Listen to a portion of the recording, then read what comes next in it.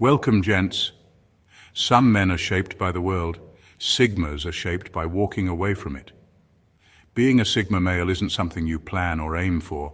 It's something you grow into when you realize you were never meant to move like everyone else. You're not loud for attention. You're not quiet for approval. You simply see too much, feel too deeply, think too far ahead. And because of that, your path is nothing like theirs. But here's the part most people miss. This journey isn't smooth. It's not glamorous. It's full of quiet struggles that no one sees. You don't become a Sigma by avoiding pain. You become one because you chose truth over comfort and clarity over noise. There are stages every Sigma goes through that feel confusing, isolating, and at times brutal. You question everything, you unlearn what you were taught, and you face parts of yourself that most people never have the courage to meet. You walk away from jobs, people, and dreams that no longer align, not because you enjoy breaking things, but because you refuse to live a lie. This path isn't easy, but it's real, and the fact that you're still on it means something. You weren't built to follow. You were built to understand, to move with purpose, to create your own lane without asking for permission. If life has ever made you feel like you don't belong, you're not lost. You're becoming. And everything you've been through is proof you were made to stand where most won't even dare to look. So, gents, let's dive deeper into 12 stages Sigmas go through. Number 1, the silent rage phase. There comes a moment in every Sigma's journey where the silence inside them is no longer peaceful. It turns heavy, unsettling, quiet, but boiling. This is not sadness. It's not some dark emotional breakdown. It's silent rage, and it's real. Sigmas don't scream. They don't throw tantrums or start drama. That's not their style. But deep down, there's a fire that starts to build. It's a reaction to the nonsense they're surrounded by, day in, day out. Fake smiles that mean nothing. People having entire conversations without saying a single honest thing. Rules that feel more like cages than structure. Expectations that reward conformity instead of character. And it gets under their skin. Imagine walking into a world where you're expected to play a game you never agreed to. Pretend you care when you don't. Laugh at jokes that aren't funny. Celebrate things that feel shallow.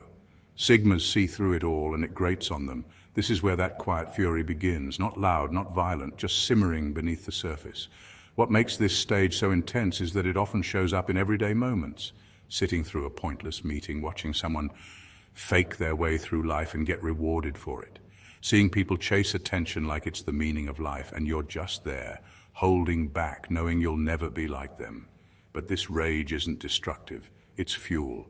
It pushes the Sigma inward, it forces them to build, to sharpen, to distance themselves from distractions and focus on something real, something that matters, something they can own. The world sees a calm face, controlled, composed, but inside a storm is working in silence. And that storm is what separates the Sigma from the noise. It's the fire that turns frustration into focus, not to prove a point, but to protect their peace. Number 2, the identity collapse. This is one of the darkest, most unsettling stages a Sigma goes through, and almost no one talks about it.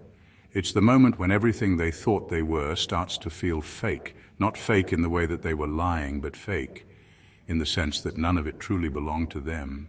The friendships, the goals, even the way they used to think and talk. It all starts to feel like a costume stitched together by other people's expectations. At first it hits in waves. The jokes they used to laugh at suddenly feel empty. The people they once trusted start to drain their energy. The beliefs they held tightly don't feel convincing anymore. And the worst part? There's no clear reason why.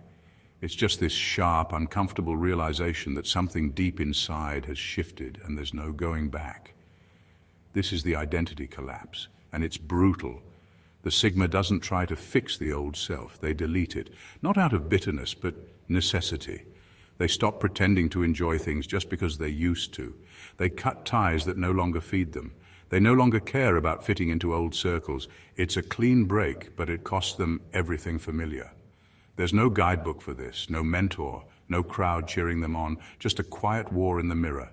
Every day they're breaking down false layers and asking the hard questions. Who am I without their opinions? Without their approval? Without my past? It's lonely, it's painful, but it's real. And on the other side of this collapse, something powerful starts to rise. a version of the Sigma that isn't shaped by fear or expectation, but by truth, not polished, not perfect, just authentic. This stage doesn't make them, it reveals them. Number 3, the phase of excessive observation. After the collapse, something shifts. The Sigma stops engaging like everyone else and starts watching intensely, not casually, not out of curiosity, but with laser focus. This isn't about being nosy, it's about understanding how things really work beneath the surface. People think Sigmas are quiet because they're shy or passive. They have no idea what's actually happening. During this phase, the Sigma becomes an obsessive observer. They study everything, how people talk when they lie, what words are used to manipulate a room, how power flows in conversations, who controls the tone, who backs down, who just pretends. They start picking up on details most people never notice, a glance, a hesitation, the space between words. But it doesn't stop with people. They also start decoding systems, workplace politics, social expectations, hidden agendas, even cultural programming. They begin to notice how some systems are designed to keep people compliant while rewarding the loudest, not the smartest. And once they see it, they can't unsee it. This is when betrayal and manipulation stop feeling like shock. They start feeling like patterns, predictable ones. And when you can predict, you can't be caught off guard. That's power, quiet power. What makes this stage so transformative is that the Sigma no longer reacts emotionally to the things that used to hurt them. They've already seen the gears turning. They understand the game now, and they choose when and how to engage, not out of fear, but strategy. People underestimate them because they're quiet. But by the time others catch on, the Sigma already knows who to trust, what to avoid, and where to strike if necessary. This level of awareness isn't accidental, it's earned. It's what separates them from the easily swayed and the easily fooled. This isn't just observation, it's preparation. Number 4, the brutal unlearning. This is the stage that rattles everything. It's not about learning more, it's about unlearning everything that was planted in your mind before you had the chance to question it. For a Sigma, it's not enough to know something. They have to understand why they believe it. And that means tearing things down to the foundation, even the things that once gave them comfort. At this point, the Sigma begins to question everything. The rules they were taught, the morals they were handed, the traditions that everyone blindly follows, even love, especially love. Was it real? Or was it just possession dressed up as care? Was it connection or control? These aren't dramatic questions. They're necessary ones. And asking them doesn't make the Sigma heartless. It makes them honest. Unlearning is not a peaceful process. It's brutal, like pulling out thorns that have been under the skin for years. There's pain, confusion, and sometimes grief. You realize that the version of yourself you've been living as was built around other people's expectations. The beliefs you defended were never truly yours. They were inherited, repeated, memorized, never questioned. Example, take loyalty. Most people are taught to stay loyal no matter what. But the Sigma starts to ask, loyal to who, to what? To someone who drains them, to a system that exploits them. That kind of blind loyalty dies in this stage. This phase leaves them raw but awake. It's like waking up from a long sleep and realizing half your identity was built on autopilot. It's not about rebellion, it's about return. Back to something honest, back to something real. The unlearning stage strips the Sigma bare. But what's left after the stripping, that's the part of them that can't be bought, broken, or brainwashed. And that's where their true strength begins. Number 5, the phase of existential brutality. This is the stage that most people avoid their entire lives, but not the Sigma. At some point, everything that used to give them direction, titles, roles, relationships, even dreams, starts to lose meaning. And instead of running from that discomfort, they walk straight into it, eyes open, no safety net. This isn't a spiritual awakening wrapped in pretty language. This is raw, ugly, quietly terrifying. The Sigma begins to ask questions that don't have clean answers. What am I really doing here? Who am I when no one is watching? What if all of this, success, ambition, praise, doesn't actually matter? They stop chasing purpose as something to wear and start questioning if purpose itself is just another human invention to give life structure. The usual things people use to distract themselves, busyness, status, validation, feel like noise now. Cheap wallpaper over a cracked wall, Most people get scared at this point. They distract themselves, numb it or bury the questions, but Sigmas stay in the discomfort, not because they enjoy suffering, but because they want the truth. They want to know what's underneath when everything else falls away. They stare into the abyss, and they don't ask it to blink. They study it. And in doing so, they strip themselves down to the core. What's left isn't polished. It isn't performative. It's real. It's them without masks or roles or borrowed beliefs. This phase doesn't leave them hopeless. It leaves them clear. Because when you realize nothing is promised, nothing is fixed, and nothing is guaranteed to matter, you stop living by fear. You stop needing permission. You start choosing your life, fully, brutally, authentically. That's the power of facing the void, not to fall in, but to build from it. Number 6, the mask experimentation phase. Almost every Sigma hits this stage at some point. It's not talked about often because it's short-lived and honestly a little embarrassing in hindsight. But it happens. There's a moment where the Sigma tries to play the part, not because they want to be fake, but because they're tired of being misunderstood, tired of standing out for all the wrong reasons. So they try it. They laugh when others laugh, even when it's not funny. They soften their voice. They pick safe opinions. They mimic the social habits that seem to work for everyone else. At first it looks like it might help. The room gets quieter around them. People respond. There's less tension. They feel noticed, but not in the way that matters. Because beneath the surface, something is choking. This isn't growth. It's performance. And the Sigma feels it in their bones. Every fake laugh, every watered-down truth, every time they nod to avoid conflict, it chips away at who they really are. It doesn't feel like connection. It feels like slow death, like shrinking yourself to fit into a box you never asked to be in. The mask begins to crack, not dramatically, not with a public meltdown. It starts in quiet moments, when they look in the mirror and barely recognize who's staring back, when they sit in silence and feel completely disconnected from everything they've been pretending to care about. Then something inside them snaps, not in anger, but in clarity. They stop pretending. Cold, clean, done. They realize peace isn't found in blending in. It's found in being fully themselves, even if it means fewer people understand them. That's the moment the mask comes off and it never goes back on. Not for approval, not for love, not for survival. That fake version of them dies, and something rare is born, something real. Number 7. The disgust toward conformity.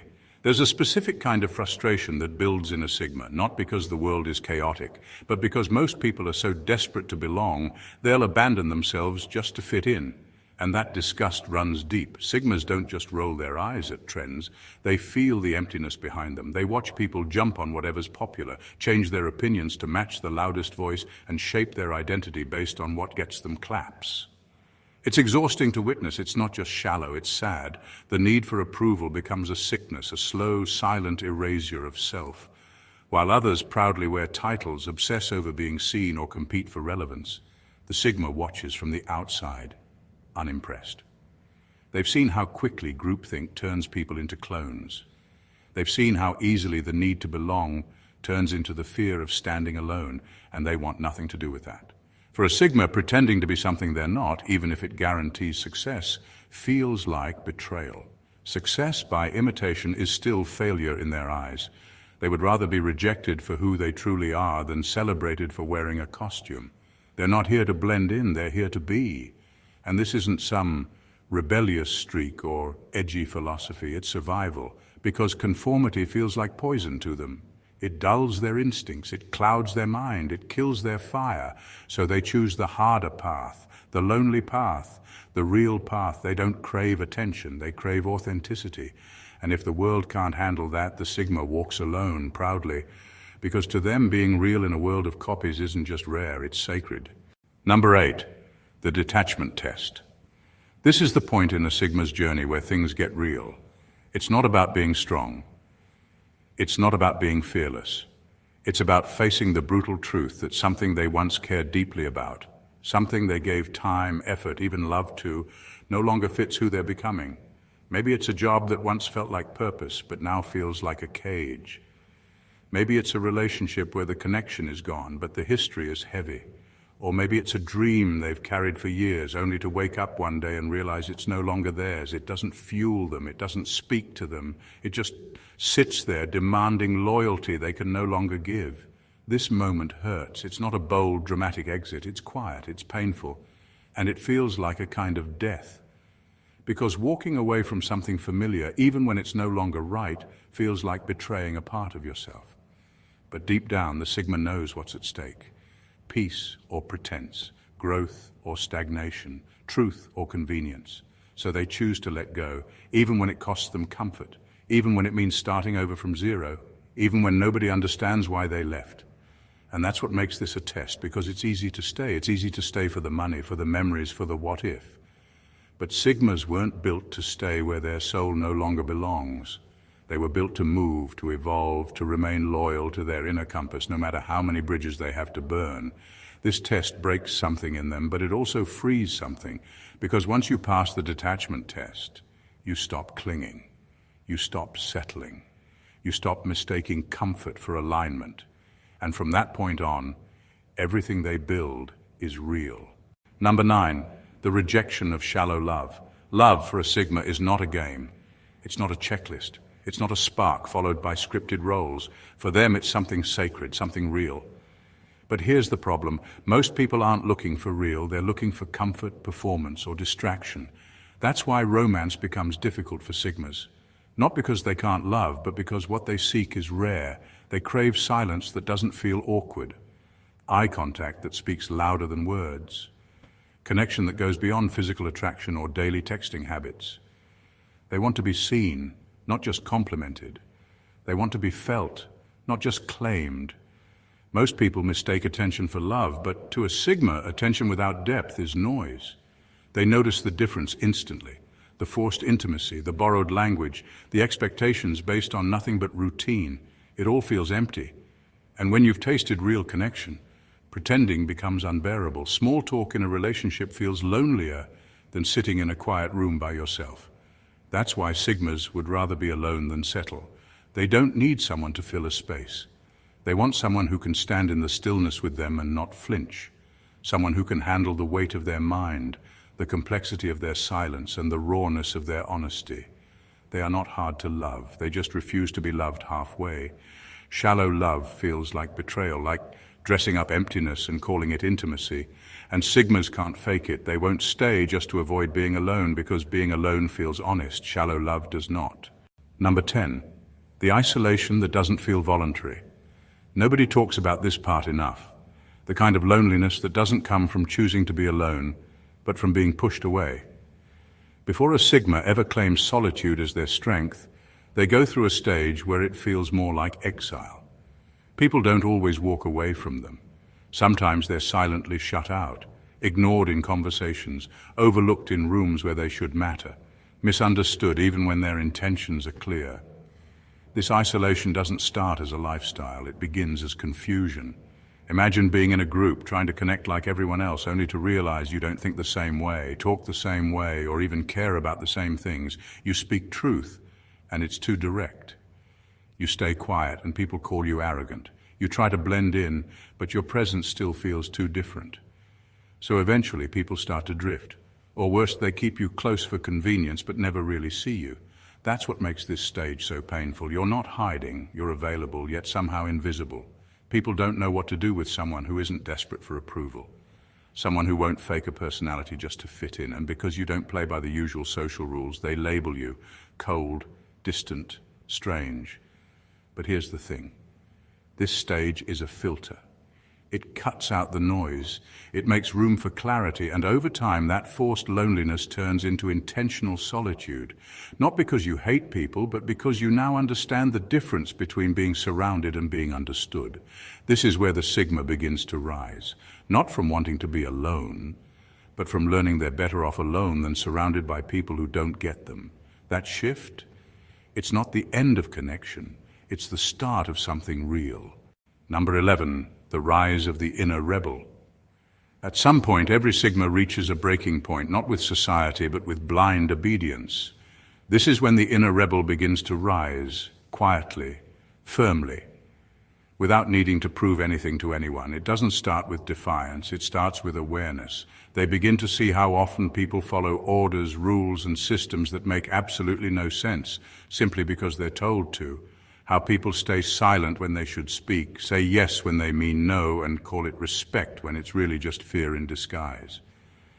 But Sigmas don't rebel to make noise.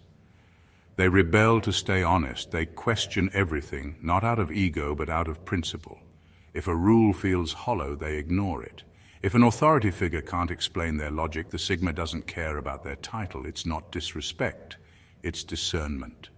This stage marks a major shift. They stop asking for permission. They stop defaulting to what they're supposed to do. Instead, they weigh every situation against their inner compass. And if it doesn't align, they're out. No argument, no drama, just quiet refusal. For example, in the workplace, they don't worship positions. If a leader is incompetent, the Sigma sees it instantly and stops giving blind loyalty. In personal relationships, if someone tries to guilt-trip them into staying, they walk away without a second thought.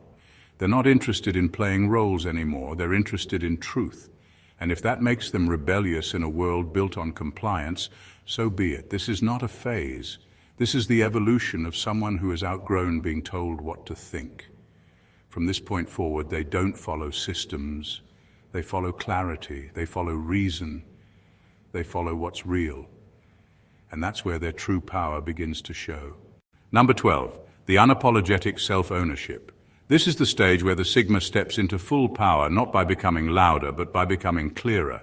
They no longer shrink to make others comfortable. They no longer edit their truth to avoid awkward reactions. They stop asking for understanding from people who were never really listening. At this point, the Sigma finally realizes, being misunderstood is not a problem they need to fix. They no longer explain their silence. They don't justify why they walked away. They don't soften their opinions just to seem polite. If something matters to them, they stand on it, firmly, without dressing it up in approval-seeking language. This shift is quiet, but it's heavy. There's no announcement, just a calm refusal to play along. They start choosing their words with precision and speaking only when necessary. And when they speak, it's raw. It's real, no fluff, no padding, no diluted truths to make other people feel safe. And when someone challenges them with, "Why are you like this?" or "Can't you just be more?" the Sigma doesn't flinch. They've already asked themselves those questions in the dark. They've already done the work. They don't owe explanations to people who only show up to misunderstand them. People who once felt entitled to their energy start to fall away, not because the Sigma pushed them, but because the Sigma stopped bending. This is where their energy becomes untouchable, their presence becomes sharper, their truth becomes non-negotiable. They're no longer interested in being digestible. They're interested in being real, and anyone who can't handle that can watch from a distance. In final words, becoming who you truly are is not a straight line. It's a quiet war, fought behind the eyes with no applause and no map. Being a Sigma male isn't a personality trend or a title you wear. It's something life pulls out of you, one hard truth at a time. The stages you go through are not glamorous. They are raw, they are private, and they change you forever. Not just in how you act, but in how you see. You felt the sting of being pushed to the edge, the weight of seeing through the nonsense everyone else accepts, and the ache of detaching from what no longer fits. You've been misunderstood, not because you lack value, but because you refuse to fake it. That's not weakness. That's clarity. You've walked through silent anger, identity collapse, brutal self-questioning, and still held your ground. That means something. You didn't just survive the noise. You studied it. You outgrew it. You learned how to move through the world without needing to be seen to know your worth. You're not a Sigma because you chose it from a list. You're a Sigma because you couldn't be anything else, not without losing yourself. And now that you know who you are, no one gets to define you, distract you, or dilute you. So if you ever feel alone on this path, remember this. It's not a detour. It's the design. You were meant to move differently, not to impress, not to prove, but to live honestly, with sharp vision and a steady soul. Own your silence, trust your instincts, keep building from the inside out.